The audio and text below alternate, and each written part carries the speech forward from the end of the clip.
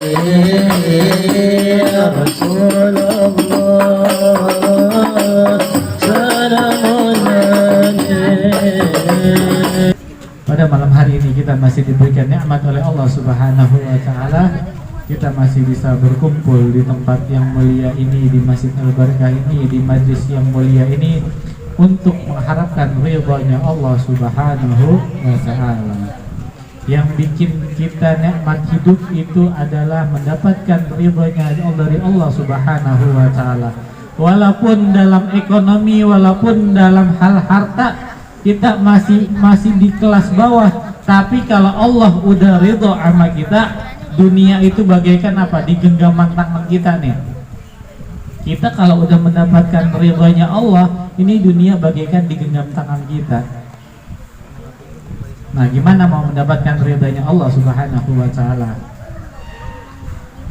Yaitu perkara adab kepada Allah Subhanahu wa taala, sekalipun uraiannya amat panjang dan amat luas, dan akal manusia akan lemah buat mencari akhir daripada kesudahan adab kepada Allah Subhanahu wa taala. Tetapi di dalam garis besarnya atau pokok-pokoknya yang dapat dijadikan untuk melakukan adab kepada Allah Subhanahu wa taala di dalam kitab ini, yaitu dapat disimpulkan kepada 3 macam atau 3 perkara. Nah, ada 3 macam atau 3 perkara nih yang supaya kita apa? Punya adab kepada Allah Subhanahu wa taala. Yang pertama, mengerjakan perintah Allah Subhanahu wa taala dengan kesanggupan yang ada pada diri kita dan menjauhkan semua larangan yang telah Allah larang untuk kita. Atas perintah Allah Subhanahu wa taala yang mesti kita kerjakan ialah yang diwajibkan atas kita dan dibenarkan kita untuk mengerjakannya. Ini wajib nih. Apa aja sih? Dengan kesanggupan yang ada pada diri kita. Tuh, kita disuruh apa? Menjalankan ibadah dengan kesanggupan diri kita, yaitu apa nih? Yaitu sedapat kekuatan yang ada pada diri kita. Umpamanya adalah ibadah sholat, ibadah sembahyang. Nih, sholat, sembahyang. Kita diberikan kemampuan oleh Allah Subhanahu wa taala, maka apa? Selama kita masih mampu, kita masih bisa jalankan sholat, jangan pakai ditinggalin. Jangan pakai ninggalin sholat.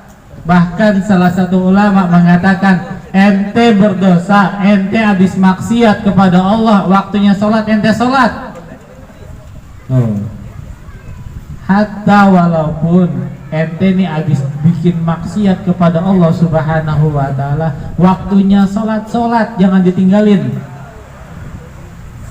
Ente habis mabok, emang udah waktunya sholat nih, tahu-tahu sholat subuh, bangun sholat ente, mandi dulu, habis minum khamar nih. Kalau siapa nih masih suka minum khamar nih, minum khamar, waktunya sholat, ente mandi dulu, ente hadas dulu, sholat, ente sholat, jangan sampai ninggalin sholat. Karena apa? Itu adalah kemampuan kita. Kita nggak bisa berdiri. Ini dalam kita dikatakan kita nggak bisa nih berdiri. Maka apa? Lakukan dengan duduk. Duduk nggak bisa, lakukan dengan selonjoran. Tau nggak selonjoran? Nah, ibaratnya nih nyender, kaki lurus. Duduk tapi kaki lurus. Kalau masih nggak bisa juga, emang karena sakit, berbaring lah, rebahan, berbaring. Ente misalnya emang udah nggak bisa gerak nih, ini penyakit udah parah banget, udah bukan stroke lagi, 5 truk langsung. Tuh, udah nggak bisa gerak tuh tangan tuh, tinggal kedipan mata yang bisa bergerak. Maka apa? Ente sholat dengan kedipan mata. Jangan pakai ninggalin sholat. Ini kalau misalnya ente udah benar-benar nggak bisa gerak semua badan ente, kecuali ente emang nih badan nggak bisa gerak, udah stroke parah, udah stadium 4. Udah stadium 4 tuh. Iya, GBK mah kalah udah. Ente bener-bener nggak bisa gerak tuh, ini tinggal kedipan mata ente yang bisa gerak tuh cuma kedip. Ente apa? Sholat tuh dengan gitu. Jangan sampai ente ninggalin sholat. Oh, kayak gitu. Dan ketika sholat pun juga apa? Dengan adab yang baik, dengan cara yang baik. Adapun larangan semua disuruh Allah Subhanahu wa taala untuk meninggalkan. Disuruh Allah untuk meninggalkan semua larangan yang telah Allah larang. Kecuali, nah ini ada kecuali kalau terpaksa atau dipaksa. Ini ada larangan. Misalnya nih, kita nggak boleh ninggalin sholat. Kita dipaksa, kita masuk kita lagi kerja dipaksa untuk kagak boleh sholat dengan ancaman lu sholat dari sini lu mati. Dengan karena dipaksa atau terpaksa ataupun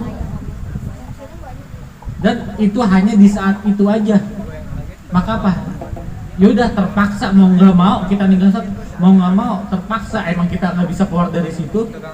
Kita keluar dari situ nggak boleh keluar dari situ, kita nggak bisa keluar dari situ, maka apa? Ya udah, karena kita dipaksa, kita terpaksa, maka apa? Tapi hanya saat itu aja. Setelah keluar dari situ langsung kita laksanakan ibadah sholat, nggak ada kalimat ninggalin, nggak ada. Kalau nggak terpaksa atau dipaksa, maka apa? Kita nggak boleh ninggalin sholat.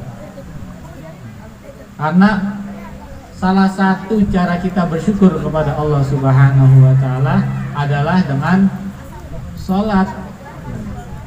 Dengan sholat salah satunya tuh.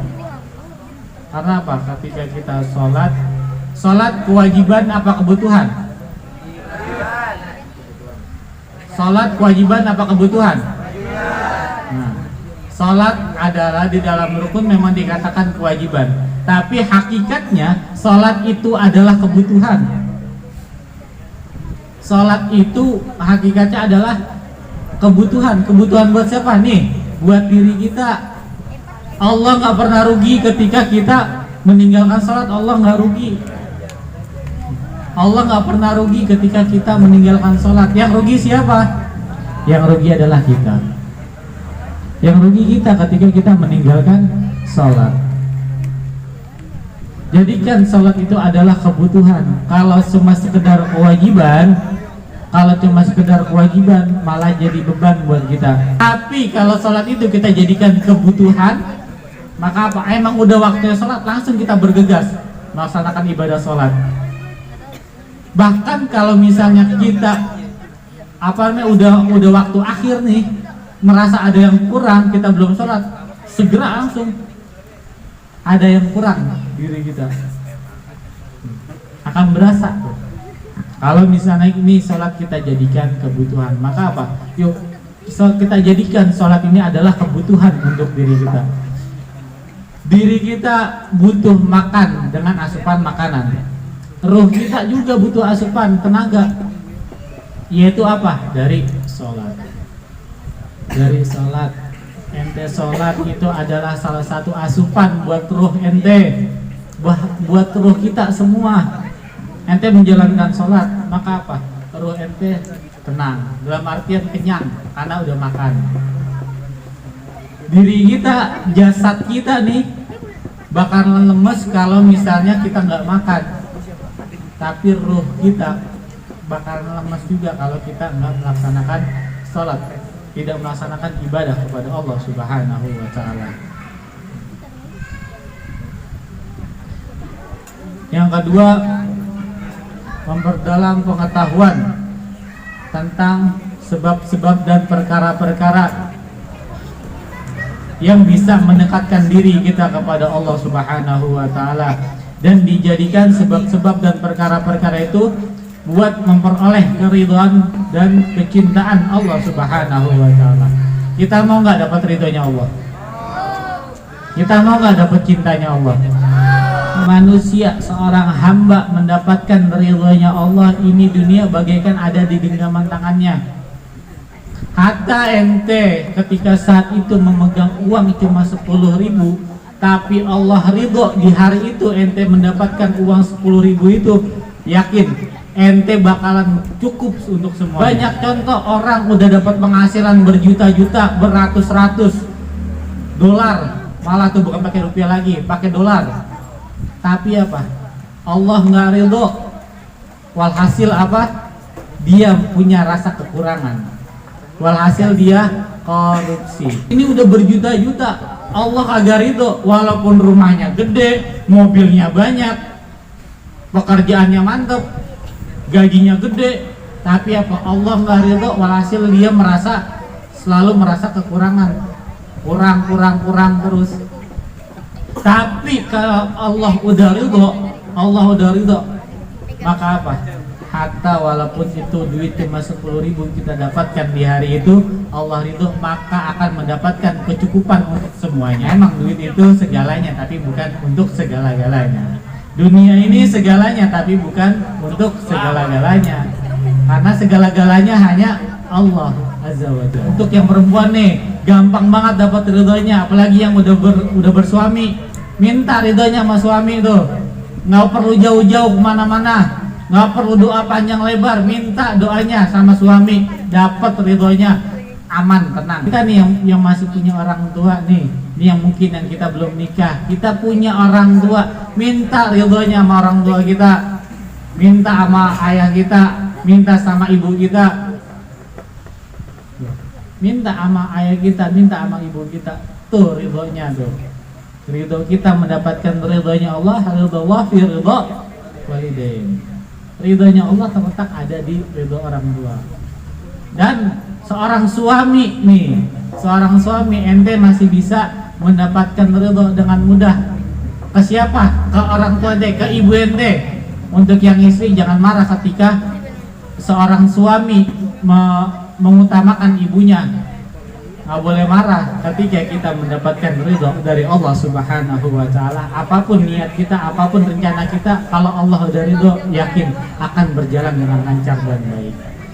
Maka apa? Yuk, mulai malam ini nih, kita sama-sama cari ridhonya Allah, minta ridhonya Allah Subhanahu wa Ta'ala, supaya kita apa? Hidup bahagia di dunia dan bahagia di akhirat. Wallahu a'lam bishawab.